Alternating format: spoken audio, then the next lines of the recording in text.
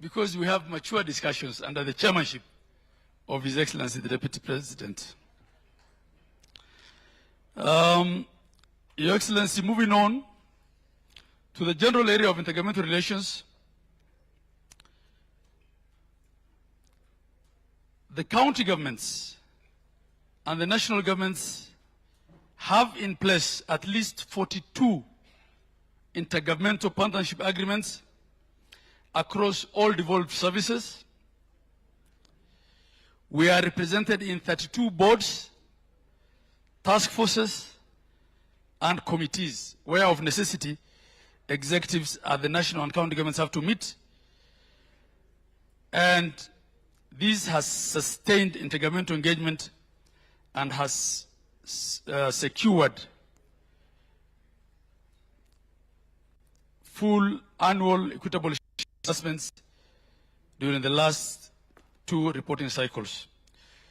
Members of Parliament may not know that we are represented in boards such as SHA, such as the affordable housing, and this speaks to the collaboration that we have with the national government.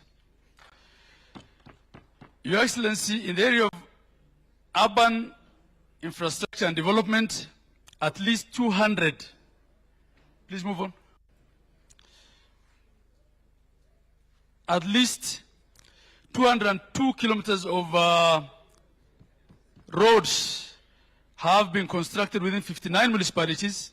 This is under programs such as Kenya Urban Support Program, KUSUP, and Kenya Informal Sector Program.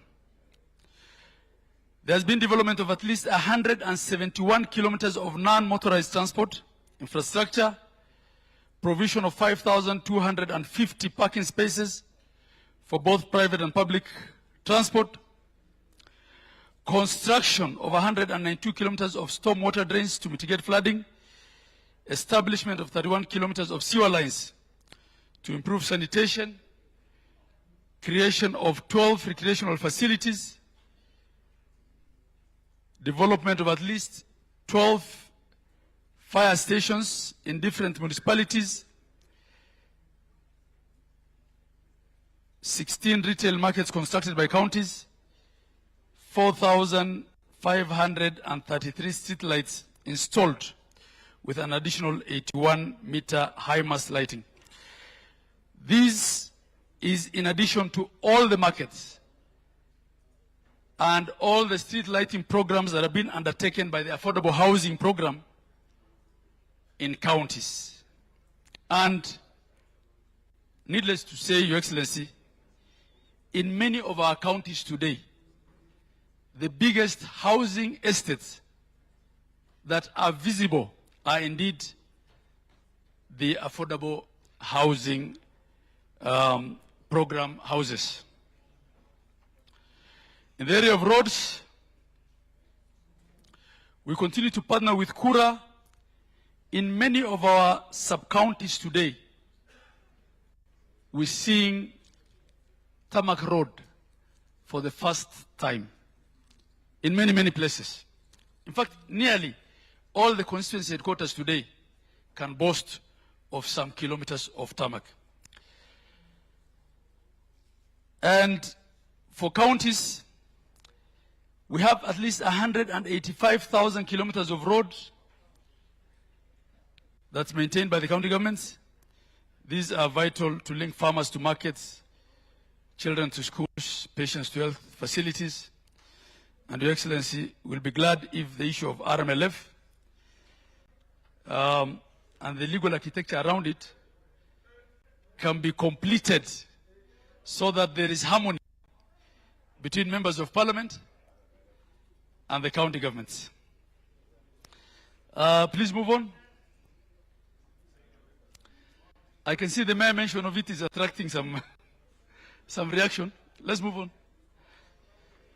I think I've spoken to that as well. Just move on. In conclusion, Your Excellency,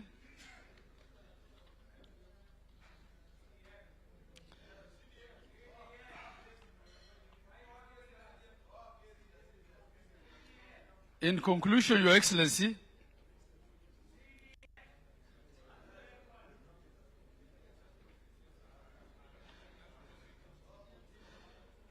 And Your Excellency, in conclusion, I want to say this. As we've been told by my party chair, Gladys Wanga, down to 2027 has begun today. And Your Excellency, I began by saying that governors usually feel a bit shy, saying that, national government has done this and that. But I've also said before that as a council, we're not the official opposition. In any case, the official opposition today is ODM, and they're here with us. I think for this 1 year as governors, to be fair, that we speak more of the collaboration that we've had with the national government and what we've achieved with respect with that collaboration, and less of what we have not gotten or what we have through real perception been denied. Nearly all the governors in ODM and UDA are pro the broad-based government. We should take advantage of that. Your Excellency, your opponents, and we don't know who your opponent is as of now, one will try and use devolution and the strengthening and deepening of it as a promise for post-2027 elections. As the council, we feel that this has been the most pro-devolution government or administration there has been. And Your Excellency, I'm licensed to say that because I think I'm the governor who has served longest in the leadership of council, having served as 2 years, as vice chair for 2 years, and 2 years as chair of council. And I'm sure my sister Anne will agree with me. What we need to do, Your Excellency, then, I've not spoken to ECD, but there's much that we've done in the area of education. I just want to wind up because this gentleman keeps knocking on my door.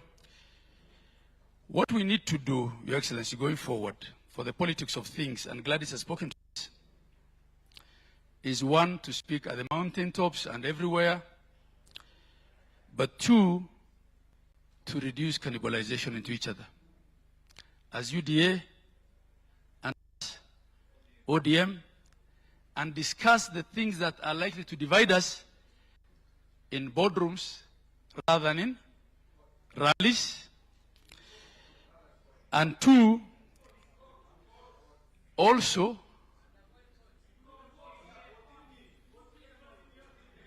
I don't see why ODM and UDA will take each other. Let us have some order. Let me go on. No, everybody will have a chance. I'm not talking about county governments and national governments. I'm talking about UDA and ODM. I don't know whether ODM has taken UDA to court. I'm not aware. To Your Excellency, also, we need to reduce the so-called kingpin fights, especially in places where broad-based government has a lot of support. In fact, in those places, Your Excellency, what's likely to hurt us more is these kingpin fights than the opposition.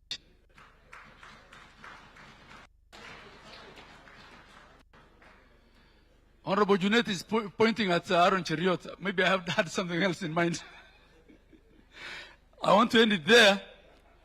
And honorable members of parliament, we are not party to the CDF case. No. Please. We are not party to the CDF case. If a Kenyan enjoins us as COG, we have to send a lawyer to court. But we have no problem with CDF. We have absolutely no problem with CDF as Council of Governors. I think that debate is well behind us. Your Excellency, I want to assure you that as COG, family of broad-based, we will support you and will support this fight because I agree with you.